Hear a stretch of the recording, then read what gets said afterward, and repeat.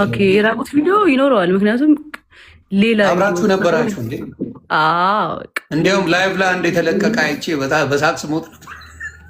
አሁን እሱን ተለቆብን ነው።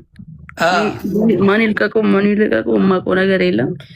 ተለቀቀ። አሁንም ሌላ ቪዲዮ ይኖራል እሱ ጋር በእርግጠኛ ኦፍኮርስ አብራችሁ በነበራችሁበት ጊዜማ እንደ አብራችሁ ናችሁ። ግን ይሰው ግን ምን ያህል የተመታ እንደሆነ የምታዩ ያንን ቪዲዮ ተቀባብሎ አይቸው እየሞትኩ ነበረ። እኔ ራሱ ሳቄ መጥተዋል፣ አልዋሽም።